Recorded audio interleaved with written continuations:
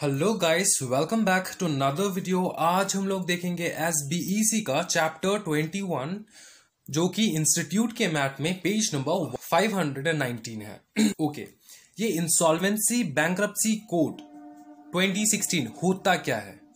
Now this is a big question, right? ये insolvency bankruptcy code होता क्या है? ये जो है ना, थोड़ा मतलब इसका नाम सुन के ना अपने बंदे को ना मतलब डर लग जाता है यार, स्टूडेंट्स को, कि यार होता क्या होता है यार इंसॉल्वेंसी बैंक्रप्सी कोड, यार बहुत बड़ा टॉपिक है यार, ये है वो है यार। कुछ नहीं है, बहुत इजी है। ठीक है, ध्यान लगाओ, 10 मिनट ध्यान लगाओ, पूरा आपके अंदर समा जाएगा इंसॉल्वेंसी बैंक्रप्सी कोड। नाउ हमारा जो लेसन 21 है ना, corporate insolvency resolution process, liquidation and winding up, इसमें 3 चीज आता है। एक होता है इंसॉल्वेंसी, राइट? एक होता है liquidation and winding up, right? तो ये जो है ना, हम इसको अलग अलग वीडियोस में डिवाइड करके चैप्टर 21 अपलोड कर देंगे, राइट? अभी के लिए we will understand the most important topic, IBC होता कैसे है, इंसॉल्वेंसी बैंक्रप्सी कोड ये चीज क्या है, इसका डेफिनेशन क्या है, ठीक है, और ये क्यों लाया गया है, ठीक है, और इसका प्रोसेस क्या होता है। नाउ इस चैप्टर में सबसे अगर इंपॉर्टेंट कुछ है ना तो यही है कि इसका प्रोसेस क्या है। ये एग्जाम में ना मतलब अनगिनत टाइम आ चुका है कि इसका प्रोसेस क्या है, इंसॉल्वेंसी बैंक्रप्सी कोड ये प्रोसेस क्या है, राइट? तो हम लोग आज जो डिस्कस करने वाले हैं वो है इंसॉल्वेंसी बैंक्रप्सी कोड 2016। ध्यान लगाओ, पहले डेफिनेशन देख लेते हैं। It's a combination of various insolvency laws for speedy recovery of dues, resolution of corporate insolvency, and if resolution is not possible then winding up। ठीक है ना? नाउ इसमें क्या चीज बोला गया है कि देखो, ये जो है ना, ये कॉम्बिनेशन है। ये जो कॉम्बिनेशन है ना, किस चीज का कॉम्बिनेशन? ये combination of various insolvency loss, मतलब अनेक सारे इंसॉल्वेंसी लॉस थे, वो लॉस सब कंबाइन करने के बाद इंसॉल्वेंसी बैंक्रप्सी कोड आया। ठीक है, ये क्या करता है? ये किस चीज के लिए लाया? ये रिकवरी ऑफ ड्यूज के लिए लाया, राइट? ये रिकवरी ऑफ ड्यूज के लिए लाया। नाउ इसमें होता क्या है? इसमें ना कॉर्पोरेट रेजोल्यूशन होता है, इसमें जो है रेजोल्यूशन ऑफ कॉर्पोरेट इंसॉल्वेंसी होता है। ठीक है ना? इसका मतलब क्या है, resolution of corporate insolvency?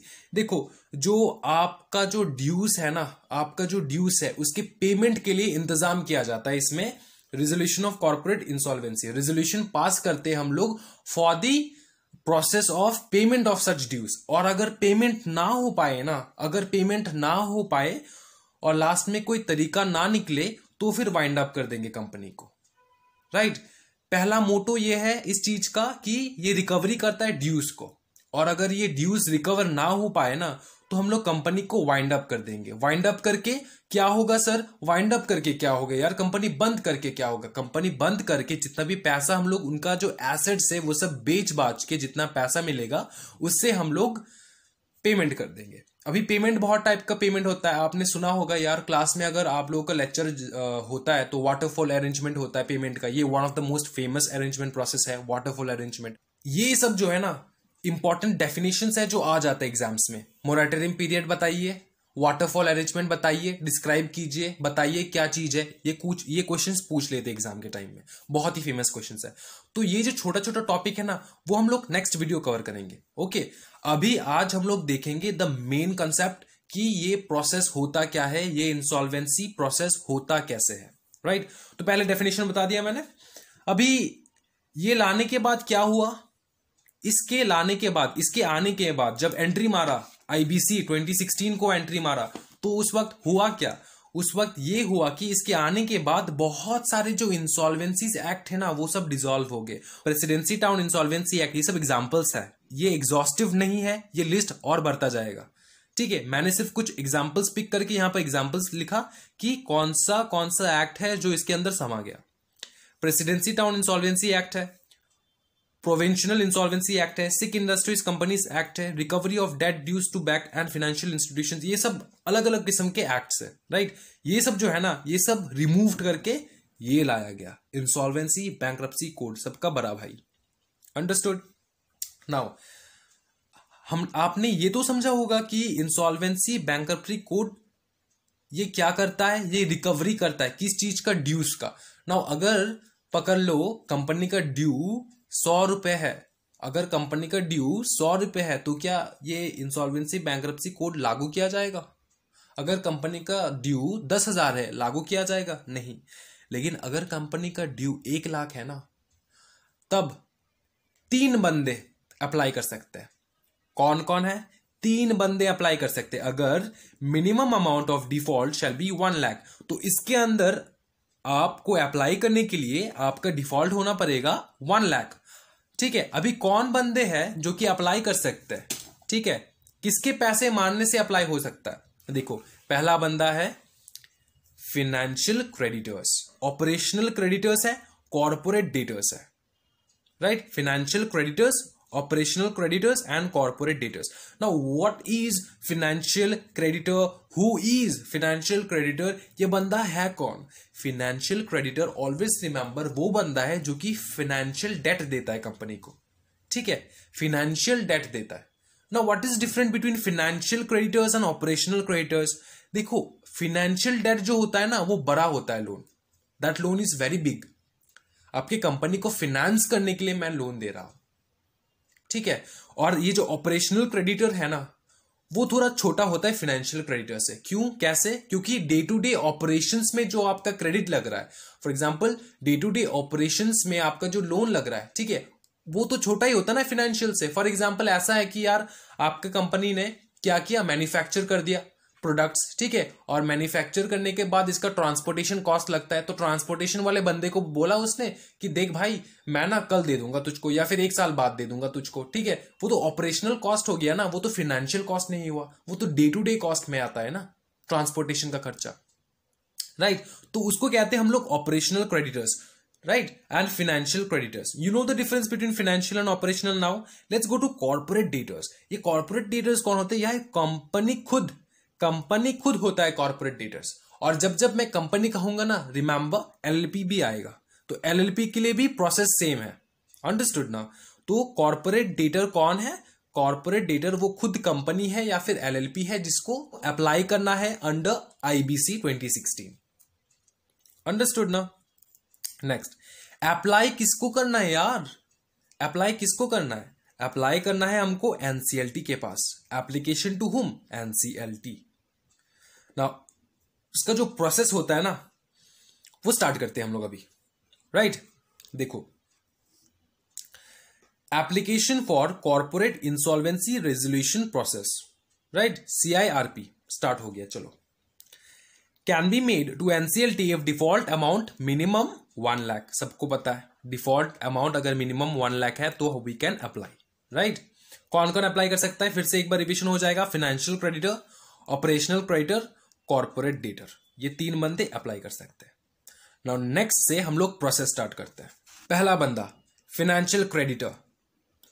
Financial creditor का क्या लिखा है प्रोविजन की? Any time after default application can be made to NCLT along with necessary proof of default.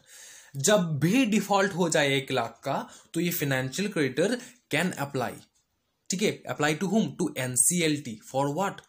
For insolvency bankruptcy code. ठीक है, तो आईबीसी के लिए वो अप्लाई कर सकता है। किसके पास? एनसीएलटी के पास। राइट, और अप्लाई करने के टाइम ना प्रूफ लेकर जाना कि हाँ 1 लाख का डिफॉल्ट हुआ है। ये फाइनेंशियल क्रेडिटर थोड़ा डिफरेंट है ऑपरेशनल क्रेडिटर से। ऑपरेशनल क्रेडिटर में 2 स्टेप आ जाता है, 1 नंबर स्टेप फिर 2 number step. 2 number step same है, 1 नंबर थोड़ा डिफरेंट है। ऑपरेशनल क्रेडिटर क्या करेगा? डायरेक्ट एनसीएलटी के पास नहीं जाएगा। First send demand notice to corporate debtors. Corporate debtor कौन है? वो खुद कंपनी, मैंने बताया था ना आपको। तो आपको लगेगा कि यार सर कॉर्पोरेट डेटर तो फिर अप्लाई कर रहा है यार। हाँ, कॉर्पोरेट डेटर को अगर लगे कि उसका कंपनी से नहीं हो पा रहा है, उससे कुछ नहीं हो पा रहा है, then he can apply for IBC. Right, और अभी तो फिलहाल कौन अप्लाई कर रहा है? ऑपरेशनल क्रेडिटर अप्लाई कर रहा है ना। किसको? कंपनी को ना। तो कंपनी को जो अप्लाई करे, तो कंपनी को हम क्या डिनोट कर रहे हैं? कॉर्पोरेट डेटर से।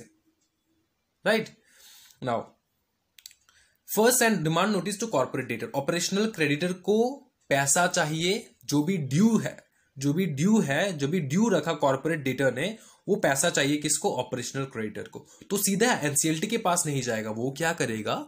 वो कॉर्पोरेट डेटर को डिमांड नोटिस बोलेगा कि मैं डिमांड करो, मेरा पैसा वापस करो, वरना मैं आईबीसी के लिए अप्लाई कर दूंगा एनसीएलटी के पास।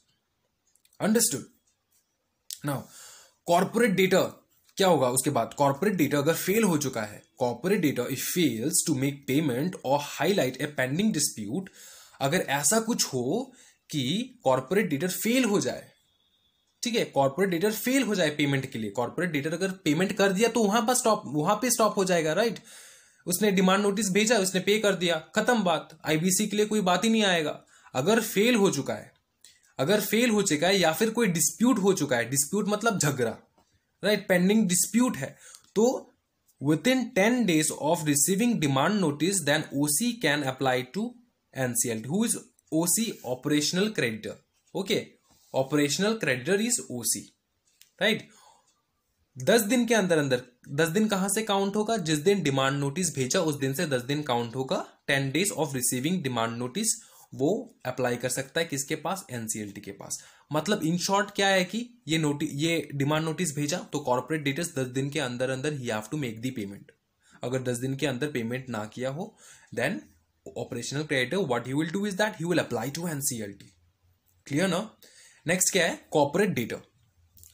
कॉर्पोरेट डेटर का क्या कॉन्सेप्ट है? Can apply to NCLT with books of account. यार बुक्स ऑफ अकाउंट लाओ, अपना झोली पटोली उठाओ, ठीक, अपना झोला उठाओ और जाओ एनसीएलटी के पास, बुक्स ऑफ अकाउंट लेके दिखाओ कि आपने क्या क्या डिफॉल्ट किया है। उसके बाद एनसीएलटी कुछ करता है आपके लिए। Okay, he will look into it, don't worry, he is a doctor for you.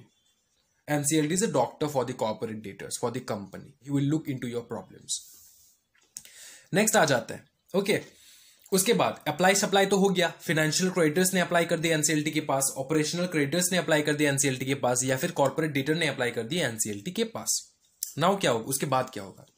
देखो, NCLT shall within 14 days of receiving such application. 14 दिन के अंदर अंदर एनसीएलटी को क्या करना पड़ेगा? जिस दिन एप्लीकेशन रिसीव किया, कौन रिसीव किया? फाइनेंशियल क्रेडिटर से एप्लीकेशन रिसीव किया एनसीएलटी ने, या फिर ऑपरेशनल क्रेडिटर्स से एप्लीकेशन रिसीव किया एनसीएलटी ने, या फिर कॉर्पोरेट डेटर से एप्लीकेशन रिसीव किया एनसीएलटी ने। उसके 14 दिन के अंदर अंदर क्या करेगा एनसीएलटी? या तो रिजेक्ट करेगा या तो एक्सेप्ट करेगा। अगर रिजेक्ट किया तो कोई बात बनता नहीं है, उसका प्रोसेस है ही नहीं। अगर एक्सेप्ट किया तो लंबा प्रोसेस है, देख लेता है। देखो, CrPC starts and must and with in 180 + 90 days। मतलब नॉर्मल डे से उसका 180 डे, ठीक है, प्लस उसको एक्सटेंडेड 90 days मिलता है। मैक्सिमम 180 + 90 days के अंदर अंदर you have to end the CRPC, right. CRPC क्या है सर? Corporate resolution process. तो जब ये स्टार्ट होगा ना, 14 दिन के बाद स्टार्ट हो जाएगा, राइट, सीआरपीसी स्टार्ट हो जाएगा। उसके साथ ही साथ मोराटोरियम पीरियड भी स्टार्ट हो जाएगा। मैं ये छोटा करके आपको बता दे रहा हूं कि मोराटोरियम पीरियड क्या होता है। इस पीरियड में ना क्या होता है कि यार जो बाकी कुछ है ना लफड़ा कंपनी का, वो सब इंट्रोड्यूस नहीं करा सकते, क्योंकि ना ये जो मोराटोरियम पीरियड होता है ना, जैसे फॉर एग्जांपल कोई अगर एक्सपायर हो जाता है, ठीक है, अपने फैमिली में, तब हम लोग क्या करते हैं कि थोड़ा यार काम वाला सिचुएशन मेंटेन करके रखते हैं ना घर पे, या फिर मतलब डीजे उजे बजा के सेलिब्रेट करते हैं, ऐसा नहीं है ना। तो ये भी ऐसा ही है, जब सीआरपीसी स्टार्ट होगा ना तो एक काम पीरियड स्टार्ट हो जाएगा कंपनी में। तब ना कोई भी दूसरा डिस्प्यूट आप इंट्रोड्यूस नहीं करा सकते, क्योंकि कंपनी ऑलरेडी आईबीसी के लिए अप्लाई कर चुका है, ठीक है। अभी कंपनी का ऐसा सिचुएशन है कि कंपनी बंद भी हो सकता है, तो आप क्यों दूसरा डिस्प्यूट लाओगे? तो इसके लिए मोराटोरियम पीरियड होता है कि द पीरियड ऑफ काम, बहुत ही काम रहता है कंपनी में, कोई दूसरा डिस्प्यूट्स इंट्रोड्यूस नहीं कराते, राइट। ऑल्सो स्टार्ट्स, तो साइड बाय साइड, तो ना, और within 14 days NCLT and within 14 days NCLT shall appoint an insolvency professional as interim resolution professional, जिसको हम लोग IRP कहते हैं, इंटरियम रेजोल्यूशन प्रोफेशनल। अभी इसको इंटरियम क्यों कहते हैं? क्योंकि ये इट इज नॉट परमानेंट, ठीक है। ये जो IRP है ना, ये परमानेंट नहीं है। और ये IRP क्या है? देखो, IRP वो बंदा है जो ये रेजोल्यूशन प्रोसेस कैरी फॉरवर्ड करता है, एनसीएलटी का बंदा होता है ये, ठीक है। और ना ये 14 दिन के अंदर अंदर NCLT shall select this person IRP, right. वो अपॉइंट करना पड़ता है IRP को, एनसीएलटी अपॉइंट करेगा। कौन अपॉइंट करेगा? एनसीएलटी अपॉइंट करेगा। और ये परमानेंट क्यों नहीं है, ये टेम्पररी क्यों है? क्योंकि इंटरियम इसीलिए है क्योंकि इसको टेम्पररी बनाना पड़ेगा, टेम्परेरी कैसे बनते हैं सर? ये टेम्परेरी बनता है by the committee of creditors. जो भी क्रेडिटर्स है ना वो बनाते हैं इसको टेम्परेरी। उनको अगर अच्छा लगा ये आईआरपी तो ठीक है, अगर अच्छा नहीं लगा तो चेंज करो एनसीएलटी, दूसरा भेजो, हमको ये बंदा पसंद नहीं आया। या actually this is the process. Appointment of IRP interim resolution professional, ठीक है, ये प्रोफेशनल बंदा अपॉइंट कर दे। कौन अपॉइंट कर दे? एनसीएलटी। नाउ उसके बाद क्या होगा? Which is valid for 30 days। सिर्फ 30 दिन के लिए वैलिड होगा ये बंदा, ठीक है, 30 दिन तक ही काम कर पाएगा। और ये 30 दिन के अंदर अंदर उसको क्या करना पड़ेगा कि विद इन दोज 30 days he shall form committee of creditors. उसको ना एक कमिटी बनाना पड़ेगा, कमिटी ऑफ क्रेडिटर्स। ऑब्वियसली हम लोग क्रेडिटर्स को अपना पेमेंट करने वाले हैं ना, तो क्रेडिटर्स का ना एक कमिटी बनाओ। ये financial creditors, operational creditors, corporate debtors, सब तो क्रेडिटर्स है ना, इसका एक कमिटी बनाओ, ठीक है। नाउ इस कमेटी में कौन कौन रहेगा ये भी एक क्वेश्चन का बात है। क्या ऑपरेशनल क्रेडिटर आएगा? क्या फाइनेंशियल क्रेडिटर आएगा? कौन आएगा? बताओ ना कौन आएगा। देखो कमिटी ऑफ क्रेडिटर में ना इसका कॉम्पोजिशन देख लो। Comprises of all financial creditors, however if there is no financial creditor then it shall comprise of 18 operational creditors, largest by value, 1 representative of workman due and 1 representative of salary due. देखो समझने की कोशिश करो यहां पे। For example company में financial creditors है तो एक कमिटी सिर्फ फाइनेंशियल क्रेडिटर्स का ही बनने वाला है। और अगर फाइनेंशियल क्रेडिटर्स नहीं है तो ये जो कमेटी है ना इसमें 18 ऑपरेशनल क्रेडिटर्स आएगा। कौन कौन आएगा? 18 ऑपरेशनल क्रेडिटर्स आएगा। 18 ऑपरेशनल क्रेडिटर्स आएगा, लार्जेस्ट बाय वैल्यू, जिसका पैसा सबसे ज्यादा मारा है कंपनी ने उसका वैल्यू के हिसाब से उसका रैंक आएगा, 18 आएगा, राइट।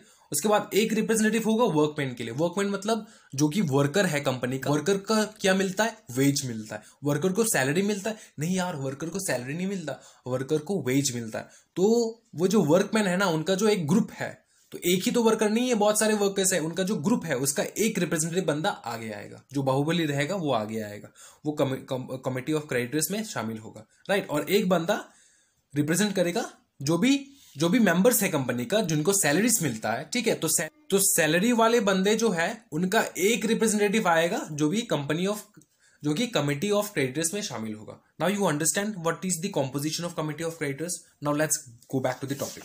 तो कमिटी ऑफ क्रेडिटर्स में कौन कौन आ रहा है पता है आपको अभी, ठीक है। और कमिटी ऑफ क्रेडिटर्स जो है ना वो 7 दिन के अंदर अंदर जब सीओसी बन जाए, मतलब जब कमिटी बन जाए तब 7 दिन के अंदर अंदर they have to like the first meeting of committee of creditors, ठीक है।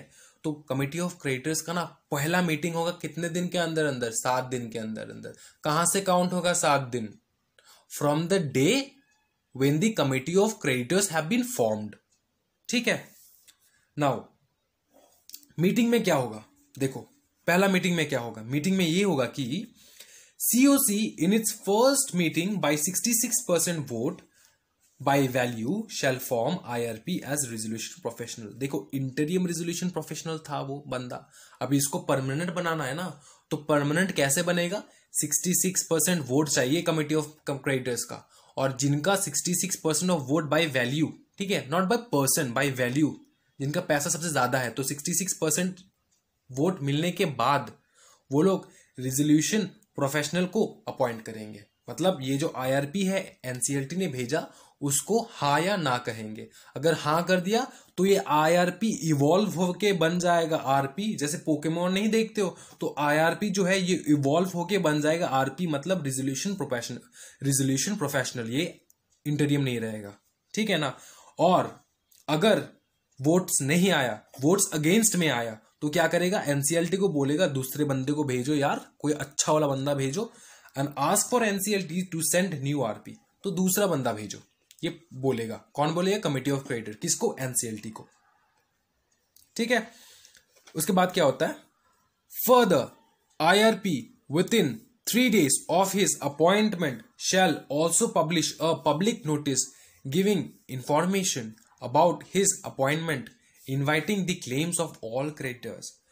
तो 3 दिन के अंदर अंदर जब आईआरपी आरपी बन जाएगा, ठीक है, जब IRP RP बन जाएगा तब 3 दिन के अंदर अंदर what he have to do is that he have to tell everyone to whom to the public कि मैं बन चुका हूं RP और आपको जितने भी दिक्कत है वो मुझको आगे बताइए।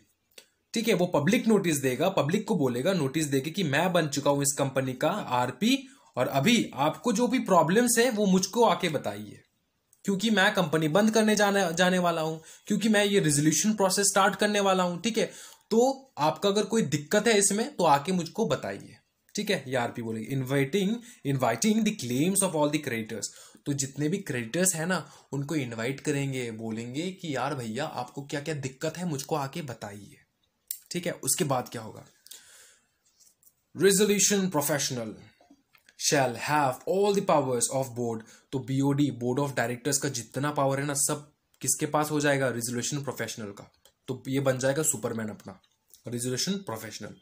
Manage day to day affairs, prepare information memorandum containing all financial information, वो एक मेमोरेंडम बनाएगा, इंफॉर्मेशन मेमोरेंडम कहलाएंगे उसको, क्योंकि इस मेमोरेंडम में सब इंफॉर्मेशन रहेगा, all financial information, pending cases, जितना भी पेंडिंग केसेस है एंड अदर रिलेवेंट इंफॉर्मेशन रहेगा उसमें, on the basis of which any person can make a resolution plan. अभी क्या करेगा, ये जो मेमोरेंडम बनाएगा ना इसमें जितने भी सारे इंफॉर्मेशन है ना वो सब लोग देखेंगे, कमिटी ऑफ क्रेडिटर्स वगैरह जितने भी क्रेडिटर्स है वो लोग देखेंगे, जो कमिटी ऑफ क्रेडिटर्स में है नहीं वो लोग भी देखने वाले हैं।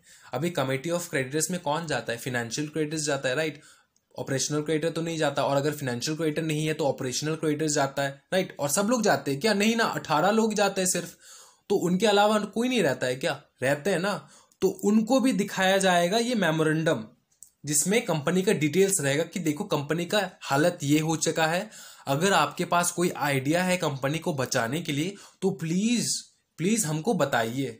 किसको बताइए, रेजोल्यूशन प्रोफेशनल को बताइए। ठीक है, can make a resolution plan, any person can make a resolution plan, person who makes resolution plan, तो जो बंदा प्लान बताएगा RP को, ठीक है, वो प्लान बताएगा कंपनी को बचाने के लिए या फिर कैसे इससे निपटा जाए, इज कॉल्ड रेजोल्यूशन एप्लीकेंट। जो भी प्लान बताएगा उसको हम लोग कहेंगे resolution applicant. He shall submit his plan to RP who shall put it forward to COC। ये COC क्या है, कैश ऑफ क्लैन नहीं, कमिटी ऑफ क्रेडिटर्स। ठीक है ना, तो RP जो है वो क्या करेगा, वो फॉरवर्ड करेगा ये प्लान, किसको करेगा, कमिटी ऑफ क्रेडिटर्स को। अभी कमिटी ऑफ क्रेडिटर्स का ताव स्टार्ट हो जाएगा, वो देखो, कमिटी ऑफ क्रेडिटर्स अगर अप्रूव ना करे, not approved, plans not approved with in 180 plus extended 90 days. देखो प्लान अगर अप्रूव ना हो गया ना तो अगर 180 प्लस 90 डेज खत्म ना हुआ तो दूसरा प्लान इंट्रोड्यूस कर सकते हो, लेकिन अगर प्लान भी अप्रूव नहीं हुआ और 180 प्लस 90 डेज भी आपका खत्म हो चुका है, एक्सटेंडेड 90 डेज, तो यार वाइंडिंग अप कर देगा NCLT। आपको मैक्सिमम टाइम लिमिट दिया था ना मैंने, आपको मैक्सिमम टाइम लिमिट दिया था ना मैंने, दिया था कि नहीं, आपको दिया था ना मैक्सिमम टाइम, 180 दिया था प्लस 90 एक्सटेंडेड डेज दिया था मैंने आपको, लेकिन आप नाकाम रहे कुछ भी करने के लिए, तो NCLT सीधा वाइंड अप कर देगा। और सपोज प्लान अच्छा लगा COC को, अच्छा लगा और उन्होंने अप्रूव कर दिया 66% वोट बाय वैल्यू, अप्रूव करने के बाद plan shall be submitted to NCLT। अभी भी फाइनल स्टेज बाकी है, प्लान क्या हो जाएगा, NCLT के पास जाएगा, NCLT अगर एक्सेप्ट किया तो CIRP एंड्स, खत्म हो जाएगा, प्लान के हिसाब से कर लेंगे एग्जीक्यूट प्लान, राइट। अगर NCLT को अच्छा नहीं लगा, वो रिजेक्ट कर दिया प्लान, तो वाइंड अप ऑर्डर दे देगा NCLT, खत्म चीज। ये है आपका इंसॉल्वेंसी बैंक्रप्सी कोड। अब बताओ जरा, बहुत टफ है क्या, नाम जैसे सुनने में भयानक है वैसा भयानक है क्या, बताओ जरा। अगर आपको मेरा एफर्ट्स अच्छा लगा हो then please subscribe my channel, like and share. And अगर आपको कोई भी कंफ्यूजन हो, कोई भी डाउट हो, तो please ask me in the comment section. And if you have any other further topics you want me to explain, you can also write that in the comment section. I will try my best to touch that topic and give it to you. Okay, thank you so much and happy learning.